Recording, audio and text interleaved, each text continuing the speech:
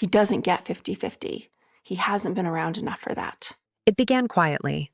No shouting, no doors slamming, no dramatic showdown. Only silence, the kind that chokes up a room so heavily you can hear it breathing. Christine sat by herself in the kitchen, the warmth of a half-full coffee cup waning under the pale morning light. For years, she had trusted in this, in him, in them, in the family that was meant to stand for unity and faith. But that morning, something inside of her had changed. She wasn't angry anymore. She was finished. The cameras were already rolling for the next season. Kody came in as usual, head held high, voice heavy with seriousness. But the glance in Christine's eyes halted him in his tracks. She was no longer the woman who used to smile while hurting, who used to laugh to keep peace. This time she wasn't looking for approval.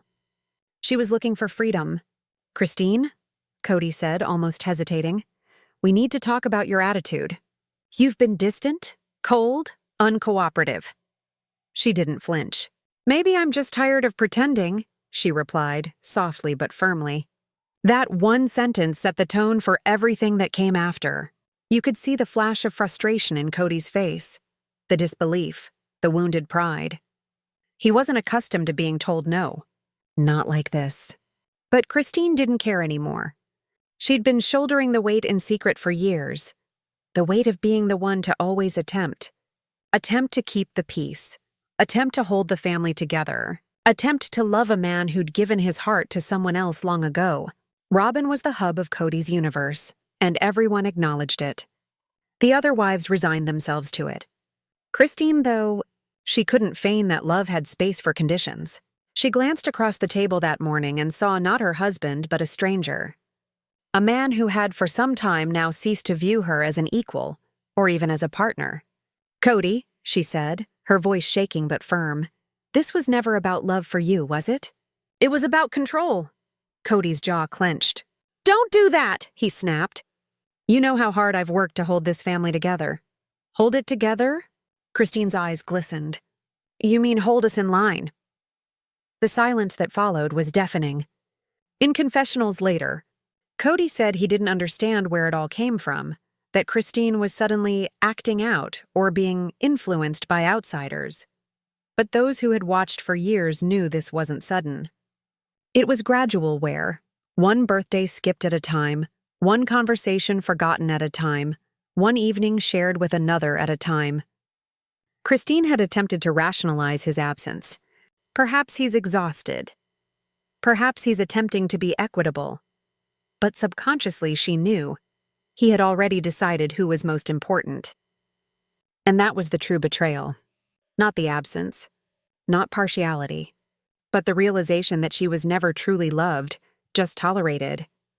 When she finally said the words, "I'm leaving," Kody laughed.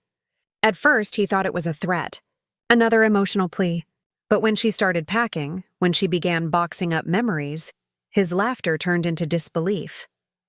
"This is just a phase, Christine," he said, pacing the living room.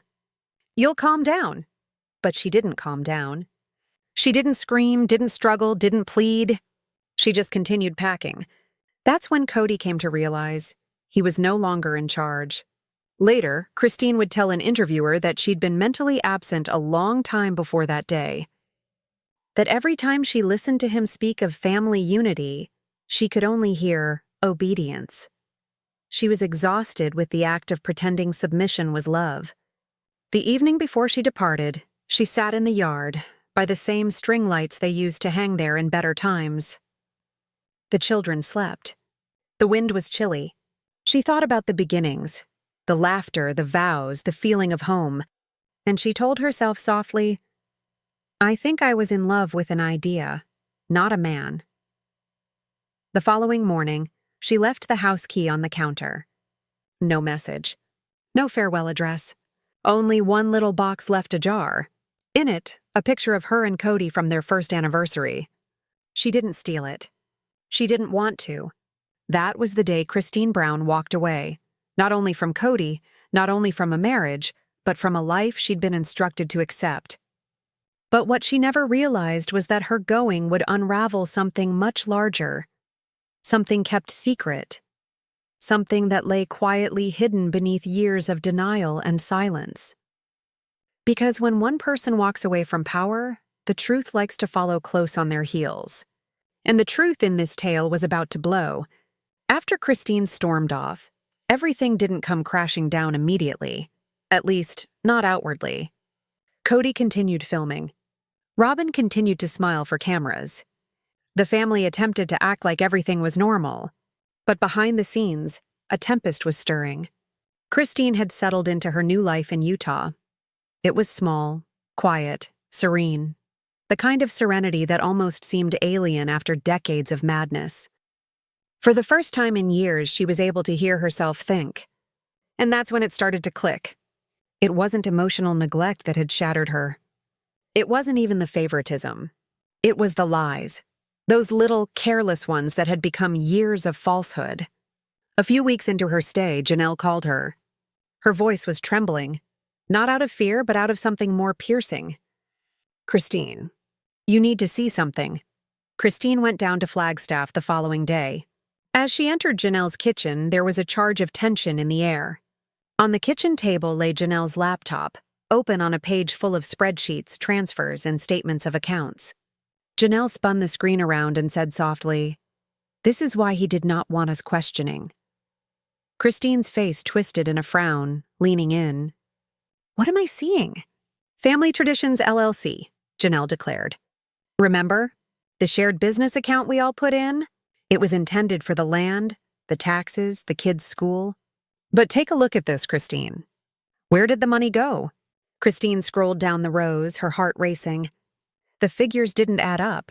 Huge withdrawals, payments to unknown accounts, and one name recurring time and again, KNR Holdings, LLC. "Who is KNR Holdings?" she breathed. Janelle's expression was unyielding. "Kody and Robyn's business." The word struck Christine as a blow. Her breath caught in her throat. "He used family funds." "For them?" Janelle nodded. "I didn't want to think it. But the paper trail's right here. He's been siphoning money for years. Every time we thought the account was running low, he said it was because of property taxes or movie costs. But it wasn't. It was him." Christine's hands shook as she scrolled further, her heart racing faster with every entry. Transfers described as personal investment, payments to Robyn's boutique, even a deposit labeled house renovations. Christine had been told for years that there wasn't money enough for her. House on Coyote Pass. Now she was holding evidence that there was. It just didn't go to her. Her voice was cracking. "He said we couldn't afford it. He said the family was broke." Janelle nodded, her eyes glassy. "He said the same thing to me." The silence between them was not hollow, but filled with understanding. The years that they struggled, the sacrifices that they gave, the guilt that they bore, all while Kody and Robyn rode high, conning everyone under the guise of togetherness. Christine rested back in her chair, her throat constricted. "I thought it was about love," she breathed. "But it never was about love. It was about monies and control." Janelle sighed. "You left the emotional control. Now we have to leave the financial one behind also." Neither woman said a word for a very long time. The glow of the laptop screen was the only light in the darkened kitchen. It was the evidence they didn't even realize they needed, the type that couldn't be dismissed by Kody's charisma or Robyn's tears. Then Janelle spoke it. "We need to take this to someone. A lawyer, an accountant, somebody who can sort it out for us." Christine paused. One part of her wanted to leave it behind, to be free at last and never look back. But the other part, the mother, the woman who had been gaslighted and silenced all these years, couldn't turn her back on this sort of truth. Not when it touched all of them, her children, Janelle's children, even Mary, whether she cared to acknowledge it or not. "You're right," Christine whispered. "He used our trust as his own wallet. We can't remain silent." As they began sorting through the files, an odd calm settled over Christine. She was no longer crying. She was no longer breaking. She was fighting back. And somewhere in her heart she knew, as soon as this reality was made public, there would be no turning back. Because this wasn't about the greed of one man. It was about decades of deceit, about a family that was never as equitable as it had made itself out to be. It was about women who had been reduced to replaceable units finally realizing their value. Christine glanced at Janelle and whispered, "If he built this house of lies, we're about to burn it down." Later that night, after Janelle went to bed, Christine stayed up alone, scrolling through the documents again. Every number, every line, every note told a story of betrayal and power. And as she looked at Kody's name beside each transfer, something inside her hardened. This wasn't about heartbreak anymore. It was about justice. The next morning, Christine made a call. Her voice was steady when she said, "Hi, yes, I'd like to schedule a consultation. About a family business account." The woman on the other end asked, "And who is the account holder?" Christine took a deep breath and said, "Kody Brown, but not for long." The following days crawled along. Christine couldn't sleep. The load of what she'd learned rested upon her chest like a burden too big to bear.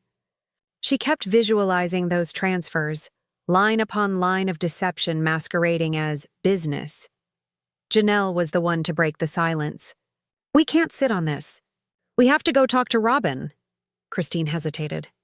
Robyn, the woman who had always appeared so perfect, so collected, so eternally understanding on camera. But behind the gentle voice and shaking breath was a person who had profited most of all from Kody's choices. "Do you think she's aware?" Christine whispered. Janelle stared at her, eyes unflinching. "She's approving payments, Christine. You don't overlook something like that by mistake." So they agreed. No ambush, no shouting fight. Just the truth. The following afternoon, they went together in the truck to Robyn's house. Her driveway was vacant except for Kody's truck. Christine's stomach fell. "He's here." Janelle let out a sharp breath.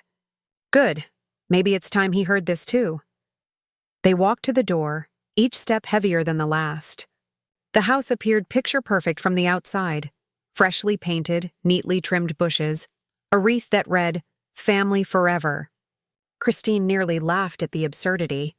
When Robyn opened the door, she was surprised to find them both there. "Christine, Janelle, what are you doing here?" Janelle's voice was steady but assertive. "We need to speak. All of us." Robyn paused before moving aside. "Kody's here. He's in the office. Is everything okay?" Christine's gaze shifted toward the hall. "No, but it's about to be." They discovered Kody slumped over a pile of papers at his desk. He didn't immediately look up. "Janelle, Christine," he stated flatly. "Didn't expect to see you here." "You wouldn't," Janelle said. "You've been busy." Kody looked up, confusion for a moment replaced with annoyance. "What's that supposed to mean?" Christine moved into the room, her tone even but incising. "It means we know about KNR Holdings." The blood left Kody's face. He blinked once, twice. "What are you saying?" Janelle set a folder in front of him, the same spreadsheet they'd gone over days ago. Christine's heart was thumping in her ears. She wanted to yell, but what she did was let the silence work. Kody looked down at the papers, then back at them. "You shouldn't have those." "That's your answer?" Janelle spat. "Not it's not true? Not you're wrong? Just that we shouldn't have them?" Robyn took a step forward, her words shaking. I don't know what this is, but I think there's been a misunderstanding." Christine spun to face her. "Then tell me about it." "Because this indicates money going directly from the family account, our account, into KNR Holdings. And last I knew, that's your business with Kody's name on it." Robyn's mouth opened, but no sound emerged. Kody's jaw clenched. "This is personal. You have no idea how money operates." Christine laughed harshly. "No, Kody. We know everything perfectly now. We were the ones supporting your little ideal kingdom while you were explaining to us the family was bankrupt." He slammed his palm on the desk. The noise resounded in the room. But this time Christine did not wilt. Years of silence had culminated in this moment. All the telephone calls ignored, all the belittling comments, all the lies couched in duty and faith. She wasn't frightened anymore. "You used us," Christine said quietly. "You used our loyalty, love, and trust to create a life without us. And now we see it for what it is at last. Janelle produced another paper. You told me you didn't have any money to build Coyote Pass homes, Kody, but you did send $45,000 to Robyn's shop. Was that family funds too? Robyn's voice cracked. It was for business. He told me it was an investment for all of us. Christine faced her, gaze keen but unmalicious. An investment for all? Because the only ones who appear to have profited are in this house. Kody stood from his seat, fury smoldering in his eyes. You're distorting! You two have been manipulated by your feelings. You don't know what it is to head a family. Janelle shook her head back and forth slowly. No, Kody, you don't know what it means to love one. The room became silent. Not even Robyn said anything. Kody was actually rattled for the first time. His face turned beet red. He stroked his hair, speaking under his breath. This is betrayal. You're turning on me after all that I've done. Christine stepped closer. No, Kody. We're just finished living in denial.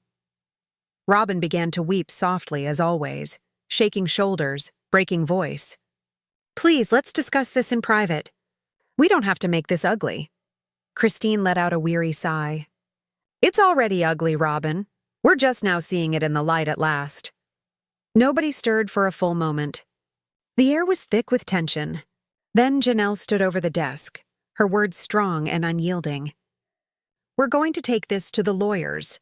If this was not done with permission, it's fraud. Kody's eyes went wide. You wouldn't dare. Christine held his stare. You dared to steal from us. So yes, we would. And that's when they stood up to leave. Robyn lunged out, tears in her voice. Christine, you can't do this. It'll ruin the family. Christine paused at the door. The family's already ruined, she whispered. You just didn't realize until now. As they emerged outside, the late afternoon sun struck their faces, warm and golden. Christine breathed deeply, her heart heavy but unshaken. This isn't finished, Janelle said, glancing back at the house. Christine nodded. No, it's just starting. That evening, Kody sat alone in his office. The papers still rested on the desk, taunting him under the lamplight. Outside, the world was peaceful, but within his chest, a tumult raged. He knew they were earnest. And for the first time in his life, Kody Brown experienced something he'd never confess. Fear. But what he didn't realize was that the women weren't the only observers. Someone else had been monitoring the money as well. And before long, all that he believed he'd buried would come out from the shadows. Christine didn't sleep that night. Every time she closed her eyes, there was Kody's face. The momentary flash of panic when she uttered the words, "We know about KNR Holdings." Mention was not made of anger. It was fear. And that fear said it all to her. By morning, her mind was made up. There was no going back now. She filled her cup with coffee and phoned Janelle. We're doing this today, Christine said, her voice firm. We're taking the evidence to someone who can actually do something about it. Janelle didn't hesitate. I've already made some calls. There's a financial investigator in Flagstaff who specializes in family businesses and misappropriation. She agreed to see us. An hour later, Christine was back on the road. The same drive that once felt endless now felt like purpose. When she drove up to Janelle's house, the air was thick but charged, the sense of peace before the storm everyone knew was brewing. They waited in the waiting room of a small downtown law office, the type that smelled slightly of paper and stale coffee. When the investigator arrived, a middle-aged woman named Anna Chararma, her presence filled the waiting room with subdued authority. She smiled graciously, but her eyes were keen. I've read over what you sent me, she said. But I'd appreciate it if you two could take me through it, in your own words. Christine glanced over at Janelle before she began. It started with Traditions LLC, Christine told us, her fingers locked together. It was to be our shared account. We all put money in, me, Janelle, even Mary. But somehow along the way, money began to disappear. Janelle reached into the folder and slid it onto the desk. We discovered that Kody had opened up a different company, KNR Holdings, LLC, with Robyn. We believe he's been shifting money there. Anna riffled through the pages, her forehead creasing. How long has this been occurring?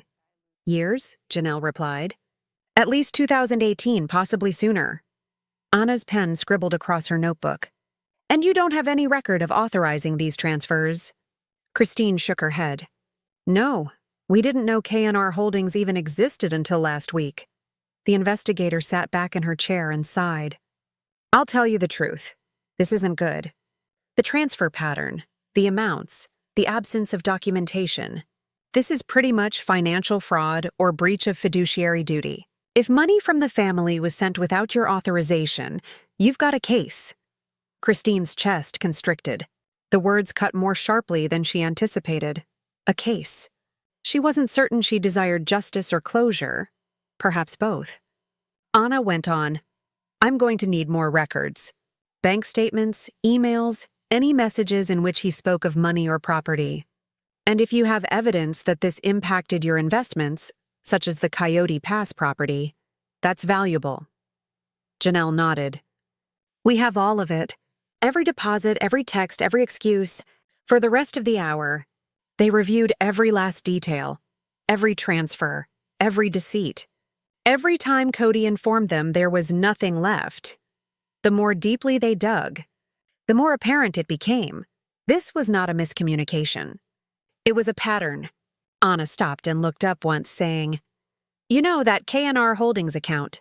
It's set up in both Kody and Robyn's names. But there's another authorized user. Christine furrowed her brow. Who? Anna turned to the final page of the report and indicated a name that neither of them had anticipated. Mindy Jessup. Christine's eyes grew wide. The nanny? Janelle's expression was dazed. Why would she be listed on a business account? Anna shrugged. Perhaps to transfer funds, perhaps for cover. It's not unusual in this kind of situation for an assistant or go-between to transfer money to keep it under wraps. Christine leaned back in her chair, her heart pounding. She was at that house every single day. She saw everything. Janelle's voice lowered to a whisper. Then she knows. Anna snapped the folder shut and regarded them both. In court, her testimony will be essential. But first, I need to get the official financial reports. With bank confirmation, there's no disputing it. You'll have the truth on paper. The truth. That word hung in the air like a holy thing. Something Christine had been searching for years. As they stepped out of the office, Christine and Janelle walked without speaking for a long time. The parking lot was still, the sun glinting off the glass doors. Janelle finally broke the silence. You know what this means, don't you? Once this is out, everything will be different. Christine nodded slowly. It already has. That evening, Christine sat on her couch with her laptop computer open. Anna had sent her draft notes from their meeting. Christine scrolled through them, her anger and sense of vindication growing within her. Each line verified what she had suspected. The money transfers were not random. They were intentional. She opened one of the attachments, a document detailing multiple deposits tagged consulting fees paid to KNR Holdings. She recalled Kody lamenting that they were broke at that very moment. Her eyes stung with pent-up tears. How many times had she skimped on groceries? How many times had she informed the children we can't afford it, while Kody and Robyn lived in relative luxury? She shut down the laptop and gazed out the window. In the mirror, she glimpsed a different Christine, the one who used to remain quiet to maintain peace. That Christine no longer existed. Her phone vibrated, a text from Janelle. Janelle. Anna says she's discovered something big. We have to meet tomorrow morning. Christine. What's kind of big? Janelle. Something related to one of the transfers to Robyn's private account. Christine's heart skipped a beat. She responded hastily. Christine. I'll be there. She put down the phone and breathed deep. The truth was unraveling quicker than they'd anticipated, and the further they went, the nastier it became. She could sense it in her belly. They were about to strike something huge, something that would not only reveal Kody's deceit, but the system that had enabled it to occur. Christine muttered under her breath. This wasn't about love. It was about power. She would learn the full extent of that power come morning. The sunlight streamed in through Janelle's kitchen window, but the atmosphere was thick. That kind of silence before anything dramatic. Christine entered, holding a coffee mug that had been cold for a while now.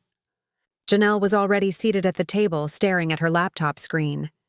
She didn't glance up when Christine asked her. "What did Anna say?" Janelle took a breath.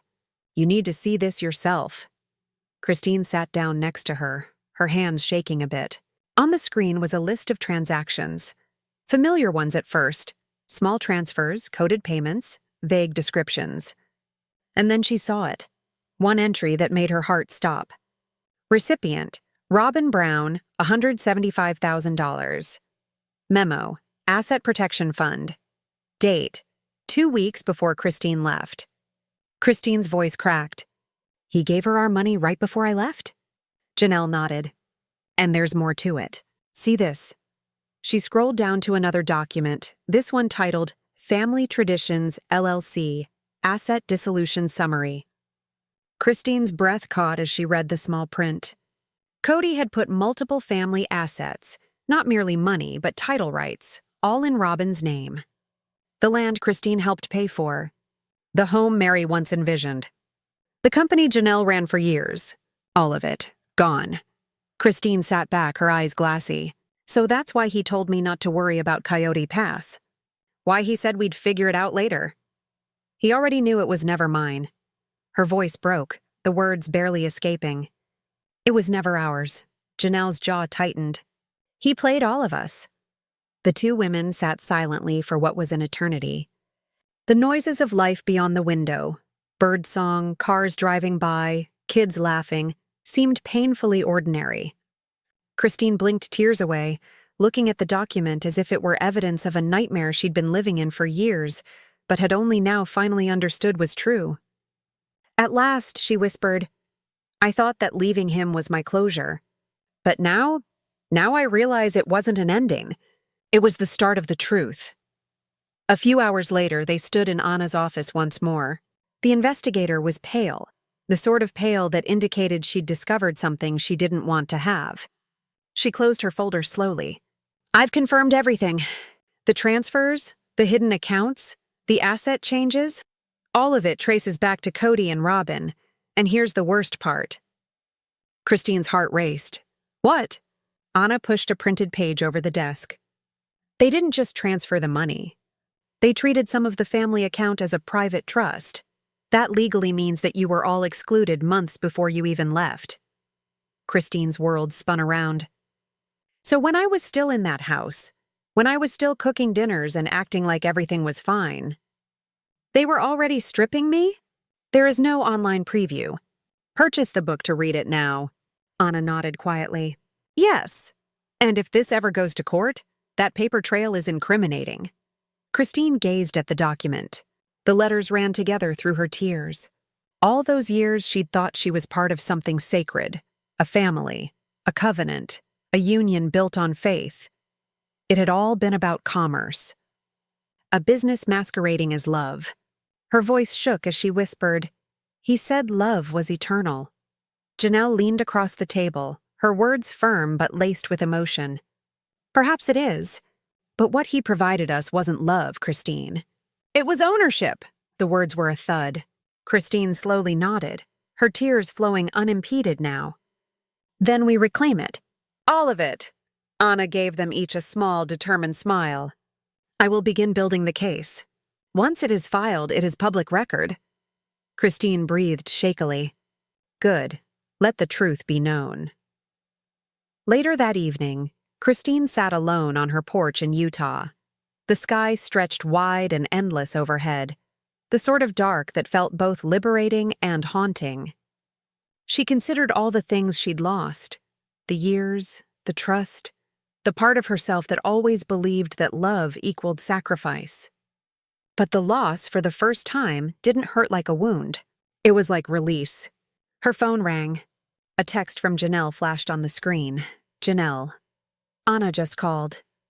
"There's more." "Christine. More what?" "Janelle. A document on KNR Holdings. It indicates money being withdrawn from the account, but not to Robyn, to someone else." "Christine. Who?" There was a silence so long before the next message appeared that Christine wondered if Janelle had closed down the computer. Janelle, we have to speak face to face. It's bad. Christine gazed at the screen, her heart racing. The darkness around her seemed to grow colder. She spoke softly to herself. Who else could it be? And then, as if the cosmos itself were responding, a distant memory arose, a name she hadn't considered in years. Someone who had always been just slightly too devoted, slightly too reserved. Her breath was stuck in her throat. No, not possible. She grabbed her keys, her heart pounding. Not her, she breathed. Please, not her. As the camera would go black, the slam of her car door would be heard, and then the hum of the engine roaring to life. A final voiceover would finish off the scene. She thought she'd uncovered all the secrets. But one name, one last transfer, will blow everything she thinks on its head. The true betrayal has yet to be revealed. The final transfer.